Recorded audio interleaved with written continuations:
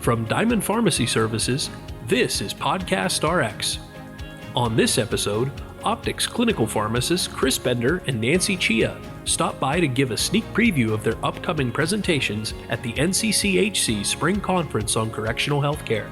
We find out what topics they're focusing on, the novel ways they're presenting the information, and what they hope attendees will take away from the conference. We also discuss the opportunities that presenting at NCCHC provides for clinical pharmacists, and what Chris and Nancy are most looking forward to on their trip to New Orleans. I'm Adam Campbell, and welcome to PodcastRx.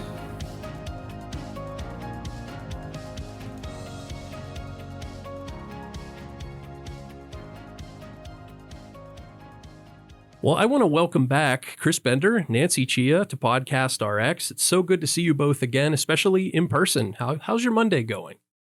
Not too bad, Adam. It's good to be here in person. I know we usually do ours sometimes remotely to the podcast, so it's nice to be in our fancy new podcast room that you have set up for us here. Yeah, it's great to have you here. The energy's not the same over Teams or Avaya or whatever. Yes. Or Zoom or anything like that. And Nancy, it's so good to have you back. The last time you were on was when we had the whole gang in for the Intro to Optics episodes. Yeah. So it's always good. It's good to be back. It's good to see you again in person and sit down for this amazing podcast. I'm looking forward to it. Oh, well, thanks so much for being here again. And, regular listeners of the show know that Chris and Nancy, you guys are members of Optics. We just said that. But in addition to all the work you do as clinical pharmacists within Optics and doing work in-house, you also do a lot externally. You, aside the in-house things like webinars, phone consultations, and all that, you also go out and you represent Diamond externally at trade show events in particular and conferences. And in fact, you guys will be representing Diamond at one of the biggest conferences in the industry later this month. Mm-hmm. And that's the NCCHC Spring Conference on Correctional Healthcare. It's going to be happening in New Orleans, April 29th through May 2nd. And you'll both be there. You're going to be in your role as clinical pharmacists, you'll be presenting, but it's not going to be like what you did before. Mm-hmm. So you've both been there presenting seminars. Yes.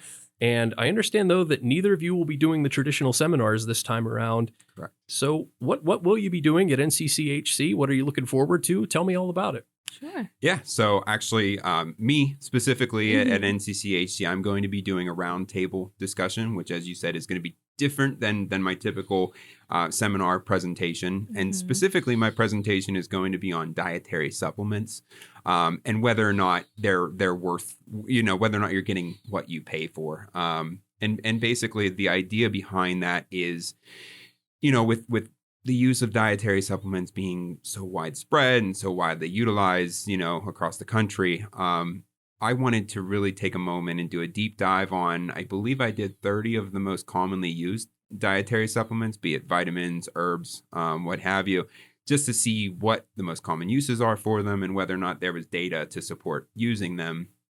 And as well as focus on some key clinical areas or scenarios where supplementation might be particularly recommended or particularly necessary, because like I said, they're so widely used. There's a lot of, information out there on the internet, but there can also be some misinformation as well. So I wanted to kind of give the attendee an idea of what supplements might be worth spending their money on and what maybe they might not want to waste their money on.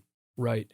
And just curious, how widespread is vitamin and supplement use in the correctional population? Just across the board. Yeah, it's pretty much roughly the same as what you see in the community. Okay. So, I mean, one of the estimates that I touch on in my presentation is over 50% of adults 20 years and older have used a dietary supplement in the past 30 days.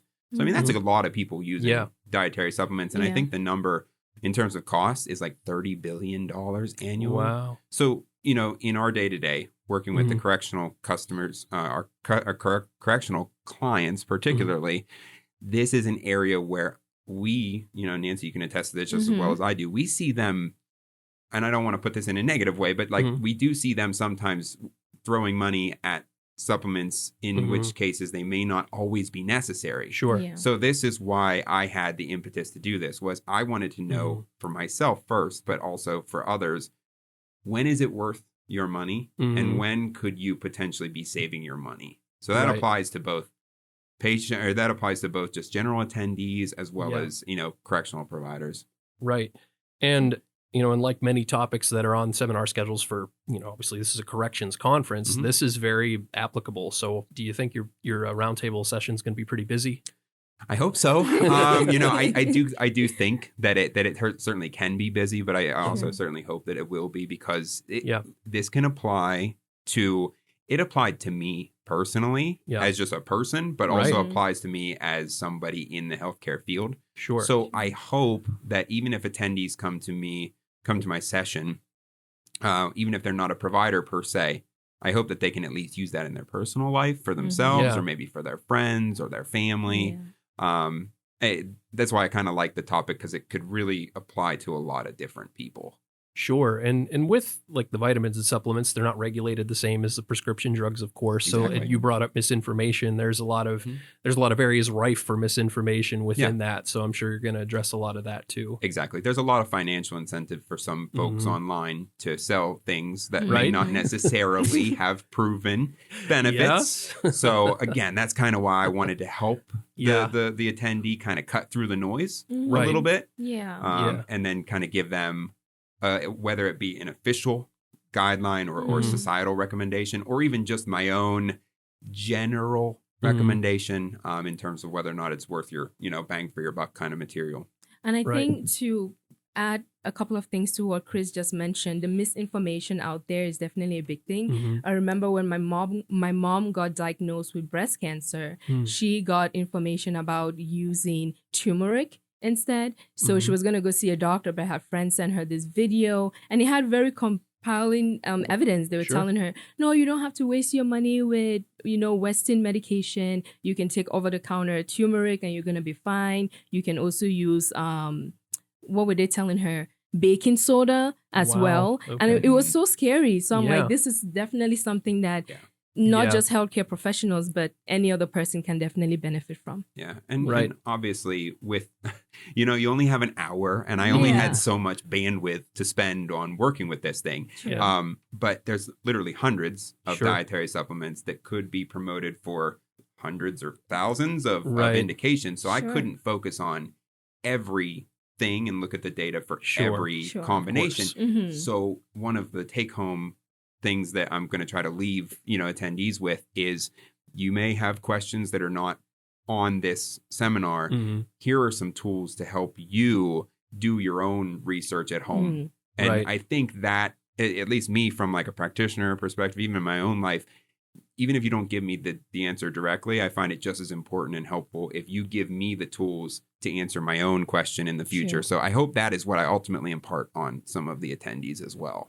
Yeah, such an important topic, and like you said, it's too big for just an hour, but you'll definitely give some important takeaways there. So Nancy, then moving on to your presentation, yours is a little different than what Chris is doing from a roundtable. You're doing a poster, I understand. My presentation is going to be focusing on uncontrolled drugs of abuse in the correctional population. And as you mentioned, it's not the traditional seminar. It's going to be a poster format. Okay. And when I first received the email about being assigned a poster presentation, to be honest with you, I was a little bit disappointed, because I was looking forward to doing the traditional seminar. That's what I did previously. And I haven't done a poster presentation in forever. I believe the last time I did it was back in pharmacy school. So I was a little rusty. I was like, I don't know if it's going to look good and stuff like that, but it's definitely been a learning process for sure.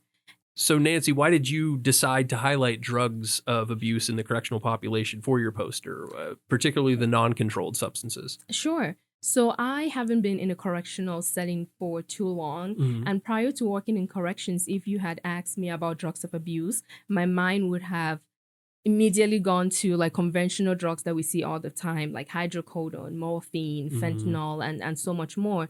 But now that I've been working in corrections, I see that inmates are willing and they're open to abuse almost any medications out there.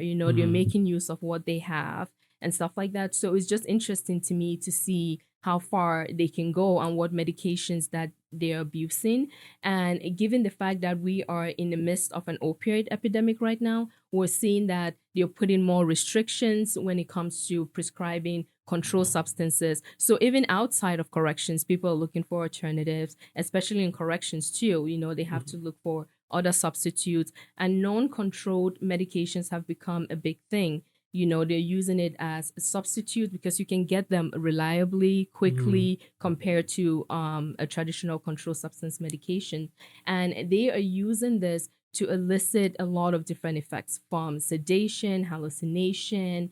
They're even using it too for like known mood altering effects, which I found to be very fascinating as well. But the main thing is, most of the time when we think of abuse and the consequences of abuse, we're focusing just on controlled substances. So I thought it would be a good idea to highlight the negative impact that abusing non-controlled substances can have. They have been associated with dependence, abuse, adverse reactions, and even fatalities as well. Maybe not as much as controlled substances, but still, they still have far-reaching consequences as well. Right. And, Nancy, this was a topic of an earlier podcast RX going back probably now 2 to 3 years. Chris, you were on it with former colleague Erica Gray, where we talked about drug diversion, drugs of abuse in the correctional setting. And, sometimes I'll always think back to that, and I'll never forget that psyllium powder can be used as a weapon, can be turned into a physical weapon. Absolutely. It's always such a huge takeaway. So given what you said, that you are somewhat new to corrections health, what about this topic was most surprising for you? I mean, that is a really good question. And as you were asking that question, I think the first thing that popped into my head was the saying, necessity is the mother of invention. Oh, yeah. Yeah. So it looks like you're definitely making use of any resources that they can get your hands on. Right. Prior to corrections, I would never have thought of someone using psyllium powder, as you just mentioned, to make a weapon, or maybe using lactulose as a sweetener when making prison wine. So little things like that keeps coming up. Or the other day we got an email about triamcinolone melting glass as well. And I'm like, wait, what? So what's this drug and what does it do again? Triamcinolone is like a topical steroid. Okay. And the provider was asking for an alternative to this medication because apparently the inmate in his previous facility had used it to melt glass. And he said, how did the story go? That's what it was, right? Like I don't remember the specifics of it. Yeah. But it was it's fairly resourceful, and it just goes to show you that you kind of have to think about everything and every aspect of different medications and stuff. So we learn about new things all the time. So it keeps us on our toes. So even you might be able to add 5 more things to this presentation. Of course, keep going next year. So it's a pretty interesting topic. Yeah. And with that too, I think one other thing that I found that was surprising was the fact that mental health, the amount of inmates that meet the diagnostic criteria for mental health and substance abuse disorder. And we see that mental health has been shown to contribute to substance abuse and vice versa. And with these patients, they're very vulnerable, especially if they're in an isolated environment like corrections. So it makes them more vulnerable to abuse these medications. I think one research I looked at showed that 1 in 3 inmates that abuse a medication prior to intake continues to abuse med even when they're incarcerated, which I thought, oh my God, where are they getting the medications from? But as this presentation just goes to shows, they're using non-controlled substances as substitutes for their drugs of choice, which can be very dangerous because it can lead to adverse reaction, overdose, fatalities, and stuff like that. So it's something that we definitely have to be mindful of. And hopefully the providers can use this information to educate the inmates as well of the dangers of abusing this meds, and hopefully look to use alternative medications that have been shown to have less potential for abuse. Yeah. And that was I was just getting ready to add that on too, because that's the important part of this all. We don't want, and I don't want to speak for you exactly, but like having given this presentation in other avenues before, like, we don't want to just say, don't use these drugs and leave it at that. It's also because you then get the inevitable next question of, well, what am I supposed to use then? So it's just as important to kind of relay the information to the provider of like, hey, there are other viable alternatives as well, like that could work just as well. So you're not kind of left up a cul-de-sac with no other options. So that's a good takeaway from your presentation as well. Yeah. And, it sounds like it's just like with just being a poster, that just doesn't sound like enough. I know, right? It's a lot of information. Covered so I much know. just in those few questions. I know. And that's why I was freaking out when I got that assignment. I was like, because I did this as a seminar presentation for the consultants, and my first presentation had 45 slides initially. So I was like, how am I going to fit 45 slides into one poster? Right. So I really had to think about it and think from the people that are going to be looking at my poster, even when I'm not there, just what would I want them to take from it? What can they take from it that they can interpret or learn on their own, even when I'm not there? Which is a great thing about a poster, because I don't have to be there the whole time to explain it to them. But hopefully, by making the information more succinct, they can still learn something without me being there. Of course. Yeah. Now, I did want to ask just about the general experience of going to NCCHC. As clinical pharmacists, what is the most appealing aspect or aspects of presenting at NCCHC, or posters, roundtables now, traditional seminars? What are you looking forward to the most, and what do you get the most out of going there? Yeah. So, I mean, I can speak to that first. I really just like meeting all of the people. I've gone now, I think this will be my fourth, maybe fifth NCCHC. And every time I still meet new people, new people that we've done business with before, and I may have even spoken with, but I didn't actually know them. So meeting new people is obviously awesome. And then also too, you get to see people that you've seen before, and it helps. Like, I know personally, I've seen a couple providers there a few times, and I have this one provider who has sit in on a couple of my presentations, and I saw her last time I presented, and she said, I didn't know you were presenting here. I'm definitely going to skip whatever I was going to, and I'm going to sit in on your presentation. And that's just like the cool part from a personal perspective. But even from the professional perspective, you get to develop you make a better connection. And I think you're more prone to trusting somebody whenever you're like, oh, I know their face. I've met them before, and I like them. So that's honestly, that's the biggest thing for me. I'll definitely second what you just said. I was going to say the exact same thing. Just looking forward to making more connections with people there, and seeing if I can recognize the faces of the people that I saw the last time I was there. For me, this is going to be my third time going to the conference. And I remember the first time that I went there, I sat next to this one guy during one seminar. And after that, we kind of chit chat about the topic discussion and just the seminar in general. And I didn't see him again for the rest of that conference. The next time I went to Vegas was actually in Vegas.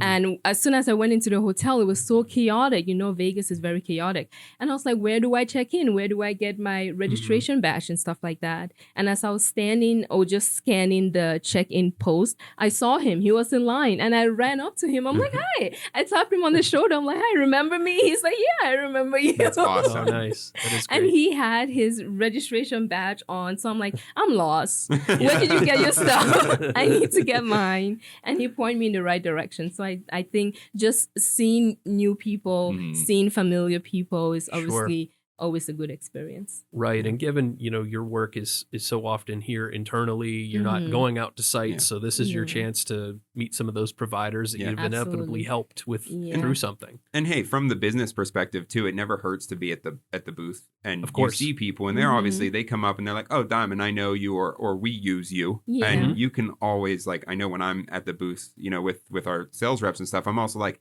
hey, my name's Chris Bender. I work for our optics department. Did you know that we exist? Kind of thing like that. Yeah. And it's our opportunity to kind of add a little extra shameless business plug for our department. Always, sure, of course. So it's kind of nice to kind of piggyback off of that. Well, and of course, and then on top of that, now you're both podcast famous. There's some days where I'm like, I think we should retitle the show to Chris Bender's podcast. For sure, that would be. You're on so much, but exactly, Chris Bender's variety show or variety hour, right? I like it. But no, that's great. That you're able to make those meaningful connections there and really grow in what you do. So, for anyone who's going to be going to NCCHC in a few weeks, where can folks find you? Where can they find your poster, Nancy? Where can they find your roundtable, Chris? What days, times, locations? So for me, you can find me I think I'm going to be at the exhibit hall reception on April 30th from 5 to 6:30 p.m. So come by, look at the poster. The poster is going to be set up. I believe it's board number 205. But if you cannot make it to that poster session, you can definitely stop by the Diamond booth on Monday morning. I'll probably be there all day. Great. Mm-hmm. Yeah. And then my roundtable discussion is going to be number RT2 on Monday, May 1st from 10:30 to 11:30. So like Nancy said, her poster is going to be there all the time. Yeah. So prioritize mine, everyone. No, I'll be there for 1 hour. No, I'm just kidding. But then, like Nancy, I'll be at the booth, for the very, very minimum all morning on Monday. So anybody who's around, stop by, come have a chat. Hi. I don't think I mentioned before, but the roundtable discussion, I guess that from my understanding is it's, less formal. Mm-hmm. It's rather than me speaking to you as an audience, it's the opportunity to come sit at the table with me and just ask me questions. More of a discussion. Yeah. So I think that's kind of more fitting for mine. I don't know if, posters a hard thing for yours, but maybe it was a blessing in disguise for mine. For sure. Yeah. For sure. Right. I mean, I'm looking forward to the poster session because some of these people work more closely with the inmates. So I'm interested to see if they're going to have cooler stories that the one already have. Yeah. So I'm like, tell me something weird that an inmate has done with a medication before. Your story will be on my next poster. Yes. Yeah. Right. For sure. Oh, yeah. The possibilities are endless, truly, with that. For sure. Yeah. Well, I did also want to say that if you're listening and you're interested in these topics, but you're not going to NCCHC ultimately, that we're going to be posting full webinar editions of both your topics on the Diamond website, and we're going to provide a link to that in the show notes for everybody once that's all set up. But yeah, it's going to be great. You guys are going to do a great job, I'm sure, and continue to go forward. Are you going to be going to NCCHC in the fall? Do you know any talk of that yet? I think Henry is the only one that's going. Yeah. Henry. I think it's Henry. right now. Okay. Yeah. Mm-hmm. To rotate it out. Yeah. Everyone else is shot. That's right. Well, again, if you can't make NCCHC, we will be posting those webinars for full view, so you can get a full glimpse of what. Thank you for that. Talk about. Of course, glad to help you guys out. But I wanted to thank you both for stopping by here in the newly refurbed studio. It's always great when you guys come in house once a month. Yes. To get you here and record in person. The energy really is different, and having two guests isn't the norm here. I hope it wasn't too chaotic. No, this is great. If while you're down there in New Orleans, any plans to do anything outside the conference in the Big Easy? Well, I've been there once before, and I'm not going to be there for a long time, but I do know that if I do anything, I'm going to have to go to Café du Monde and get some of the beignets again. Oh, okay. It's been a few years, but I still have a fond memory of those. Yeah. That was like the top things to do in New Orleans if you're visiting for the first time. It's such a stereotypical thing. I know that, but they are to legitimately good. Okay. Oh my God. I've never been, unfortunately. No, this is going to be my first time as well. Okay, but great. I am excited for the trip for a lot of different reasons. But I think the top on my list is the fact that I used to be a huge fan of the show called Vampire Diaries. Okay. And the originals. And they shot some of the episodes in New Orleans. I think the French Quarters. Oh, yeah. Yeah. Nice. One of the vampires in the show, his name is Marcellus. He actually let his vampires feed on like tourists that came to the city. So I actually want to go see what it looks like. Okay. But Nice. if we don't have time to do that, I'll just settle for the beignets. Well, either way, Chris and Nancy, thanks so much for being on here. And if you're going to NCCHC, do make sure to check out Chris and Nancy's Chris's roundtable presentation and Nancy's poster session, and we'll link all that in the show notes as well. But thank you guys so much, and enjoy the rest of your Monday, and we'll do this again soon. Thanks for having us in the Diamond Podcast Lounge. Yes. Absolutely. Thank you, You're always Adam. welcome. Thank you. Take care.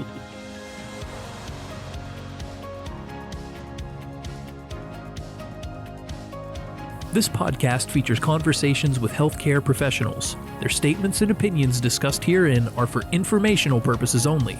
This podcast should not be considered professional medical advice and should not be used as a substitute for the advice of an appropriately qualified and licensed healthcare professional.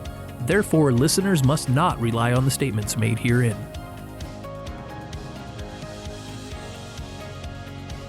PodcastRx is a production of Diamond Pharmacy Services, the nation's largest correctional pharmacy provider. Catch our new episodes on Apple Podcasts, SoundCloud, Stitcher, Spotify, or wherever you listen to podcasts. Please rate the show and leave us a review. And if you have a topic you'd like to hear about on the show, or you'd like to share your thoughts on an episode, you can email us at podcastrx@diamondpharmacy.com.